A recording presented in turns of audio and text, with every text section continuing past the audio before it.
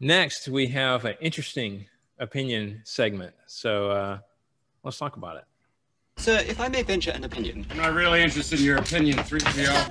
Yeah, well, that's just like your opinion, man. All right, so the proposed opinion for tonight was Notre Dame should not be included in the conversation anymore for the CFP.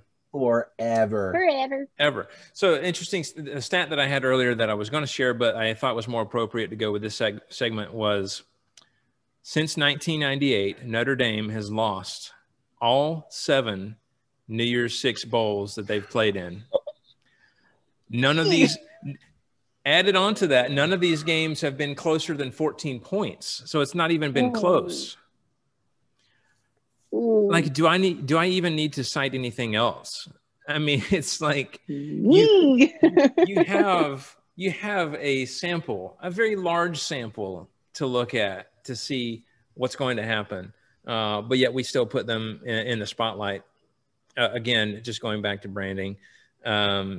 Matt, I'd like to start with you first on this one. What are your thoughts? Obviously, I know you agree, but what are your further thoughts? Why do you think that? Well, hold on a minute. I didn't say I completely. Okay, you just want to talk about it. Okay. What was it last show? You were like, I've come around to Notre Dame, and none of us could keep a straight face. Brian Kelly. It was because Brian Kelly. No, Brian Kelly's great. Listen, as a person, it's just Notre Dame has proven time and time again over the past 20-something odd years that they cannot hang. The sooner that people realize that Notre Dame is not the Notre Dame of the old days, Notre Dame is not a blue chip program anymore. It is name recognition only. Right. That is it. They can't hang with the big boys. They're on tier with Tennessee right now. They just got better press. Right. That's what it boils down to. They can't, every time they've gotten into a situation for years, they haven't had to play anybody big because they were independent. They could play who they wanted to. They played a couple big games here and there, mostly against people that weren't that great. And then you ended up with them getting into that postseason hullabaloo. Now this season, they had to join the ACC because of the COVID. And the ACC is historically, this is one of the worst performing ACC seasons they've had. They haven't looked good. You've had a couple teams that have been all right, but for the most part, they haven't looked great. And then they get nuked by Clemson in the ACC championship game when Clemson's at full strength. Right. Stop putting them in. They do not need to start every season in the top 25. They just don't. In the 2013 BCS National Championship game, when they got obliterated by Bama, Brian Kelly's main focus was to try to make his team more physical because he noticed that they did not match up at all with Bama. The physicality just wasn't there. He's had 7 years to do that.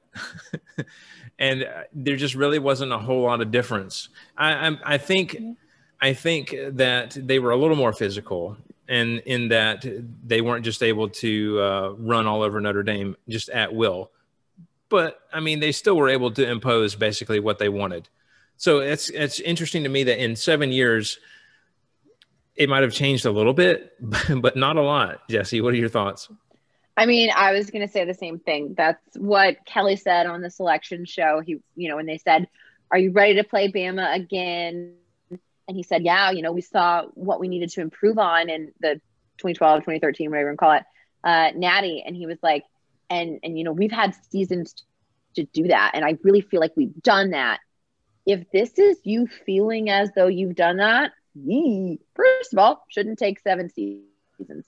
Not for a premier program that gets this much press, that every child has seen Rudy probably at least twice, and kids like shiny gold helmets. Like, your recruiting shouldn't hurt, but good night. Do not put them starting in the top 10, top 25 until they act that they deserve it, because for the past at least 7 years, they have not.